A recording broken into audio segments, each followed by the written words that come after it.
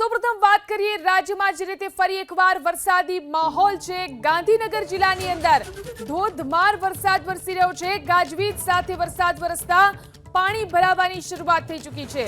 ગાંધીનગરના માર્કેટ વિસ્તારની અંદર પાણી ભરાયા। દેગામ, શેરથા, ભાટ સહિતના ગામોની અંદર પણ વરસાદ છે। G1 સર્કલ પાસે પાણી ભરાઈ ગયા છે। ભારે વરસાદ જે રીતે વરસી રહ્યો છે ગાંધીનગર જિલ્લાની અંદર। વધુ જાણકારી મેળવી અમારા સંવાદદાતા વિપુલ બાલદા ફોન લાઈનથી જોડાયા છે। જે વિપુલ, કેટલો વરસાદ છે અને શું સ્થિતિ છે પાણીની?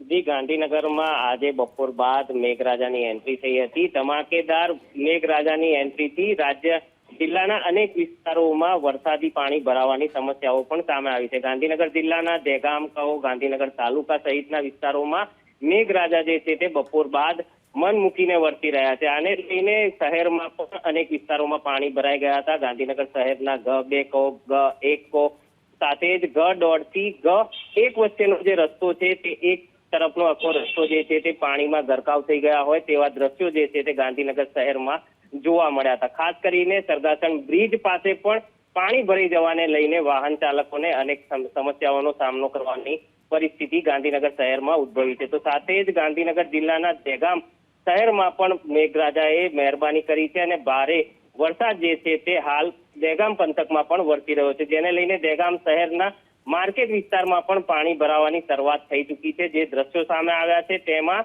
અનેક દુકાનો સુધીના એન્ટ્રી પોઈન્ટ સુધી એટલે કે દુકાનોના ઓટલા સુધી પાણી પહોંચ્યા હોવાના દ્રશ્યો પણ દેગામ માર્કેટ વિસ્તારમાં જોવા મળી રહ્યા છે। તંત્ર દ્વારા વાતો કરવામાં આવી રહી છે। પ્રી મોન્સૂન કામગીરી કરવાની વાતો અનેકવાર તંત્ર દ્વારા કરવામાં આવતી હોય છે, પરંતુ આ તંત્રની પોલ ખુલતા દ્રશ્યો જે છે તે ગાંધીનગર શહેર અને દેગામ વિસ્તારમાં હાલ જોવા મળી રહ્યા છે। આભાર વિપુલ, તમામ જાણકારી આપવા માટે।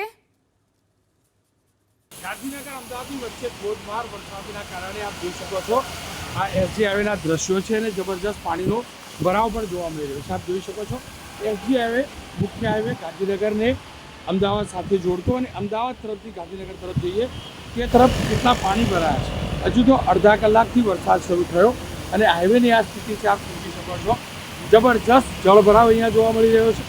ધીમે ધીમે વરસાદની તીવ્રતા એટલે કે ગતિ સતત વધી રહી છે, પરંતુ જે પ્રકારે વરસાદ વરસી રહ્યો છે અને પાણી ભરાયા છે અને એ પાણીની સાથે સાથે હાઈવેની બાજુની સાઈડથી જે ગટર જોવા મળે છે એ પણ ઉભરાઈ રહી છે અને એના પાણી પણ હાઈવે ઉપર સતત વહી રહ્યા છે, જેના કારણે અહીંયા આપ જોઈ શકો છો સર્વિસ રોડ ઉપરથી હાઈવે ઉપર પહોંચવું ઘણું મુશ્કેલ છે અને જે પણ વાહન ચાલકો છે એ વાહન ચાલકો પરેશાન થઈ રહ્યા છે। તમે પણ જોઈ શકતા છો હાઈવે કે જ્યાંથી બ્રિજ શરૂ થાય છે, ખાસ કરીને એ વિસ્તારની અંદર સૌથી વધુ સમસ્યા જોવા મળી રહી છે।